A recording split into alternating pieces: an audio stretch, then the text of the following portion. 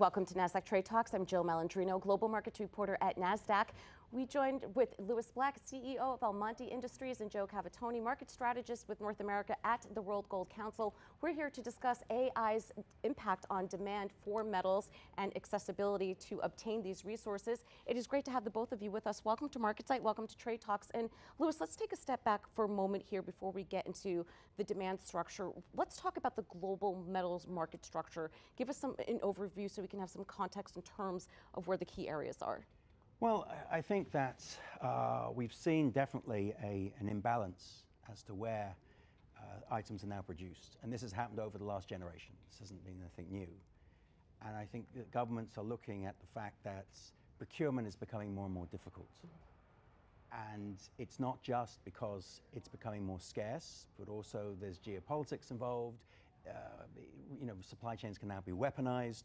There's all kinds of factors that have to be considered. And then you run into a block of a very different world that exists on one side of the fence, where you have a highly regulated, highly individualistic sort of setup. And then on the other side, you have far less regulation and far more national security as a reason to evolve. And so these, trying to move from one system to the other is proving to be very difficult.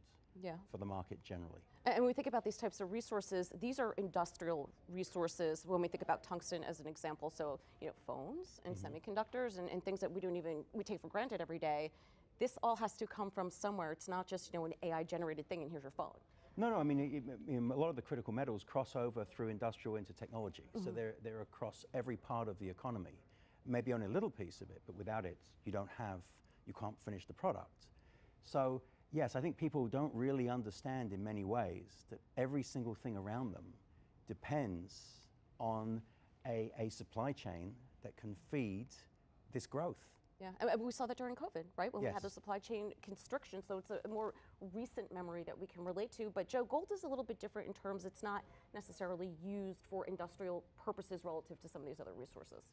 Well, it isn't in a large scale way relative to the other uses. So about, I'd say 93% of the gold demand is in the form of either investment, consumable goods like jewelry, et cetera. But then there is that 7% that gets used in industry. Most of that is in consumer electronics, a growing component in supercomputer activities and chips and manufacturing of that type of activity. And then there's also medical health and sciences and those aspects that where gold gets used. But again, that's a 7% of the overall profile of gold. And actually within that, we've seen growth, about 10% quarter on quarter, first quarter, second quarter of 2024. But again, a small element. But back to Louis's point, we're still in the same dynamic in terms of the metals markets, because getting gold out of the ground, whether it's for technical use or investment use, or for just pure consumption in the form of jewelry, we're still facing a lot of those same challenges, whether it's the environment where we're looking to mine or the kind of supply chain issues that you might be facing. All these are woven in together. Yeah, and it's quite complex, especially when you think about it from a regulatory perspective with all these different types of jurisdictions. It's not like you pack up your wagon, go west and start digging for gold. It just doesn't work like that. It takes a lot for a mine to come online. It does, but you said something before where you said the supply chain disruption in COVID. But in fact, we'd already had a warning sign about supply chains back in 2008. When the financial crisis hit, the first thing that we saw out of tungsten is dominated by China and Russia. And China unilaterally canceled every supply agreement with Western companies in 2008, citing national security concerns because the price was collapsing.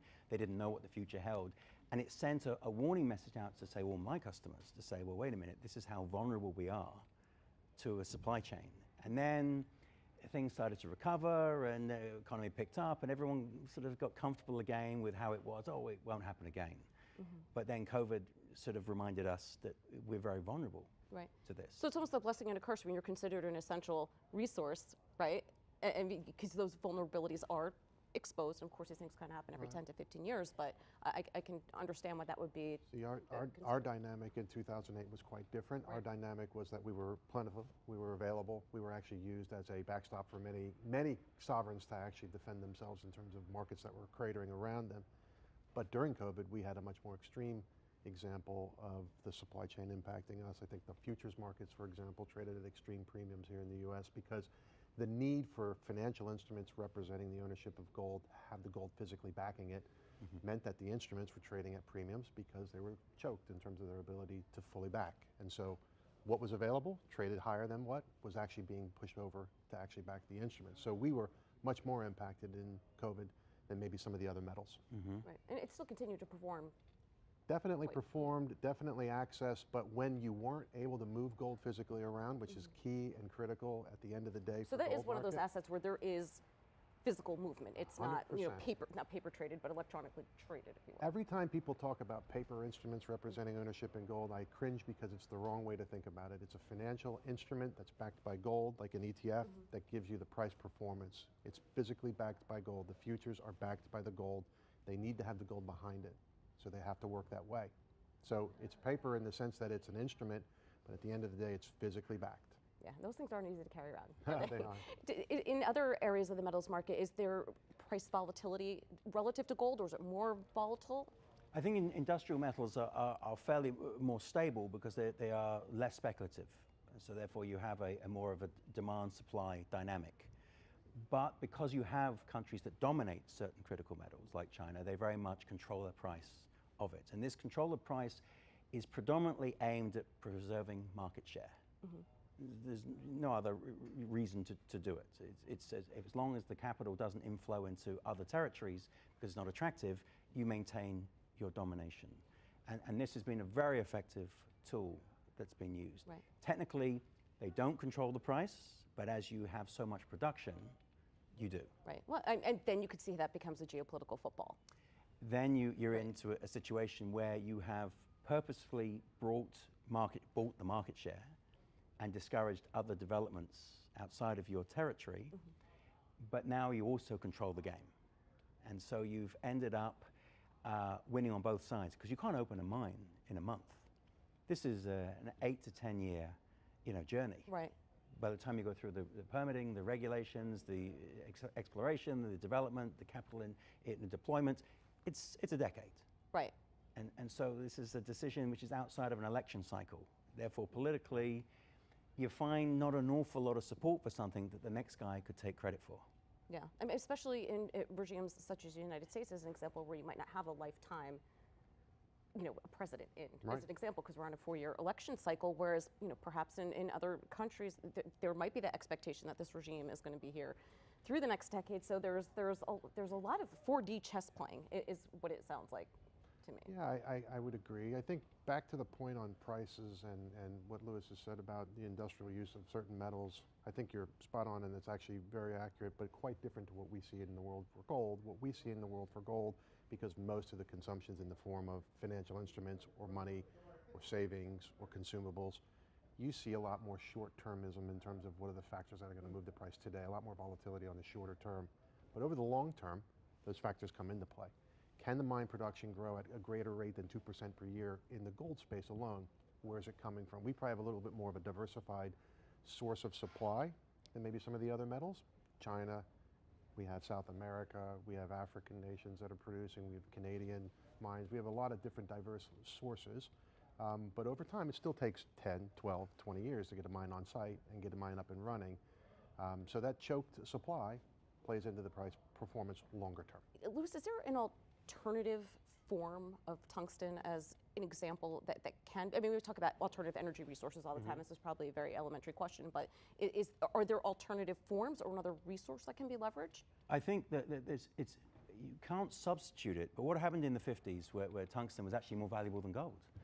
I had to get that in there, just to level the playing field. Off camera, it's the same sort of makeup and the same density. Right. Density, not makeup. No, it's the same density. Density, yeah. Clearly science is not. And what happened in the United States was, obviously, tungsten was used extensively in steel production, and they pivoted to molybdenum, to moly, because it was cheaper, in order to be more cost effective. It doesn't have the durability or the tensile strength of tungsten, but it has about 50% of its properties.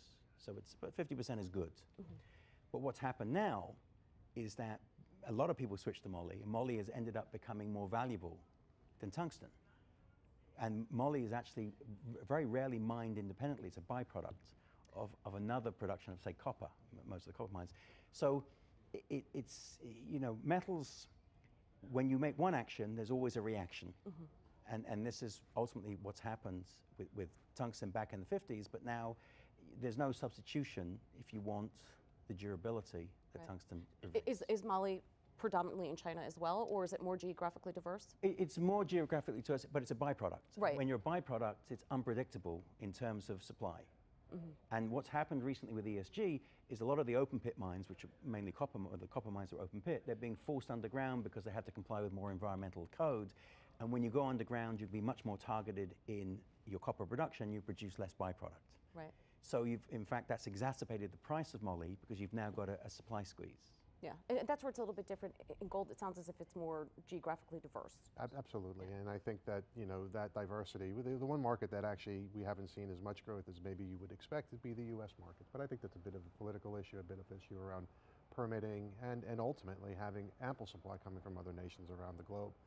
I think you may have mentioned earlier that there are nations that are actually encouraging this type of activity. You know, our mining members can get to an emerging market, can open a mine site, can actually apply ESG standards like our responsible gold mining principles, and actually do a lot for that community, create jobs, create infrastructure, roll out some of this modernization of energy that's actually being used, like whether it's solar or hydroelectric, and actually make it all happen in markets that really need it. And I think that that's actually where we're seeing the growth, and I think that it's actually pretty exciting. I think the challenge for us in the Western markets is thinking about whether or not gold fits the bill of being a critical mineral, and it gets the kind of attention from the government that might be beneficial, whether it's subsidies or some sort of support economically or financially from the government to kind of make more progress in terms of getting better supply chain online, or not. And I don't know right now, no Western market has identified gold as a critical mineral, whether it's the UK, Australia, the US, or Canada. So unless it was like more of a critical resource that was needed for industrial production, then it would potentially get. I think the benefit of having the diversification of supply has actually kept it mainly off the list of these critical minerals. I think it's when it's more concentrated and concentrated in places that might have a little bit more level of concern to them is when they basically will identify the metal to be on a critical minerals list. Yeah. So back to my earlier question, so it could be a good or a bad thing. It's a double-edged sword. Right. Because I think, as we were saying before, that on the critical metals list, you would expect government to be more supportive, but also you run the risk of being more geopolitically visible. And you could end up in the future where you have a critical metal mine, which the nation that you are actually, because you can't move a mine, decides that, in fact, from a national security point of view, they want to look at perhaps where are you sending this material. You know, we live in a capitalist, democracy. You should have the right to sell to whichever party you see fit, but that may actually change in the future. I'm not saying it will, but it's a possibility that they may say, you know what, you're selling to this guy, we don't like this guy so much, you've got to, please look over here for sales. Right. And of course, of course, you can't move the mine. You've got to listen. But in fact, they do that now, though. I mean, there are nations that we cannot trade with. Very few. Right. Well, not enough to move. I mean, the needle, right? Well, you're right. North Korea, yeah. Right. So it's not enough to move the needle. I guess from a revenue perspective, but certainly from the geopolitical perspective, that's kind of where there's a lot of gray area. With tungsten, there's only a number of nations that consume it. There's the United States, there's the EU, there's Russia, there's China, there's South Korea, there's Japan, and that's it. Those are the consuming countries of tungsten. Yeah. And of course, that's most of the economic activity are in those environments, but that's it. What happens if you have a tungsten mine and they say, you know what, we're not friends with Japan anymore. Right. We want you to ship it to South Korea instead. You know, you just don't know what the future holds, but that critical metals list it brings a lot of visibility that perhaps you don't really want politically. Right. Yeah. I mean, of course, too, when you start thinking about geopolitical risk and so forth, when we're implementing all these new technologies, of course, the demand for these resources is only going to increase. Absolutely. So if you don't have the resources, then you can't level up in terms of security. I mean, from our perspective, the consumption of gold global. And I think from the breakdown of where you see most gold consumed, emerging markets more than anything. Our challenge will be whether or not ultimately political actions in the form of sanctions or the attempt to curtail the use of gold in the form of money actually develops in a big way over the next 2 years, 3 years. We'll see how it plays out. Lots of talk around the debasement of the dollar, gold playing a role in that, how the U.S. might react to that, how the G7 nations might look at that. Talk about BRICS trying to find an alternative settlement currency. These are all factors at play. But again, a little bit away from industrial utilization, again, because we're not that heavily involved in it, but similar kind of behavioral concerns around how geopolitics will impact the use of the metal over time. All right, appreciate both of your insights. Thanks for joining us on Trade Talks, and thanks for joining me from MarketSite and Jill Malandrino, Global Markets Reporter at Nasdaq.